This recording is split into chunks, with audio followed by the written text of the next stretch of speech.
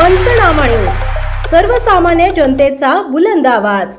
नंदुरबार शहरात छत्रपती संभाजी महाराजांचा पूर्णाकृती पुतळा बसविण्याची मागणी।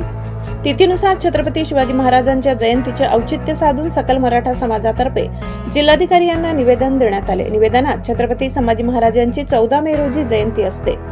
24 डिसेंबर 2024 च्या शासन निर्णयानुसार छत्रपती संभाजी महाराजांची जयंती ही प्रत्येक शासकीय कार्यालयात तसेच सर्व ठिकाणी साजरी करण्यात यावी।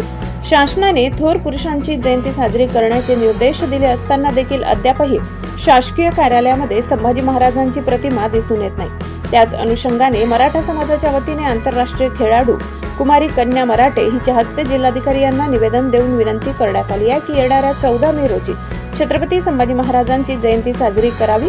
तसेच जिल्हा प्रशासनाच्या माध्यमातून नगरपालिका प्रशासनास सूचित करण्यात यावे की नंदुरबार शहरात सुरक्षित व सर्वांच्या निदर्शनास येईल अशा ठिकाणी छत्रपती संभाजी महाराजांचा अश्वारूढ पुतळा उभारण्यात यावा अशी मागणी निवेदनामार्फत करण्यात आली। यावेळी मराठा समाजाचे पदाधिकारी श्यामबापू मराठे, प्रल्हाद मराठे, मोहन मराठे, अमित मराठे, प्रदीप मराठे, जगदीश मराठे, भावना कदम, भूषण मराठे, राजेंद्र मराठे आदी समाजाचे पदाधिकारी उपस्थित होते। शहादा तालुका प्रतिनिधी कैलास सोनवणे। मूळ शासन निर्णय 27 डिसेंबर 2024 प्रमाणे प्रत्येक प्रशासकीय कार्यालयामध्ये थोर व्यक्ती राष्ट्रीय पुरुष यांची जयंती पुण्यतिथी साजरी व्हावी त्यासाठी GR निघालेला होता। त्यासाठी आता आम्ही असं नोटीस केलेलं आहे की भरपूर प्रशासकीय कार्यालय असे आहे की जिथे छत्रपती संभाजी महाराजांची प्रतिमा देखील नाहीये।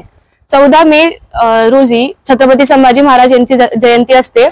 त्यासाठी आज छत्रपती शिवाजी महाराज यांची जयंती यांचा औचित्य साधून आम्ही जिल्हाधिकारी कार्यालयात आलो व जिल्हाधिकारी साहेबांना पत्र दिलं आहे की आम्ही विनंती केली की प्रत्येक प्रशासकीय कार्यालयामध्ये किमान छत्रपती संभाजी महाराज यांची प्रतिमा असावी व नगरपालिके यांच्या निधीतून त्यांच्याकडून जागा प्राप्त व्हावी व छत्रपती संभाजी महाराज यांचा एक सुरक्षित व सगळ्यांना निदर्शनास यावा असा एक पुतळा बांधण्यात यावा ही आम्ही विनंती केली आहे। त्याप्रमाणे निवेदन वाचते।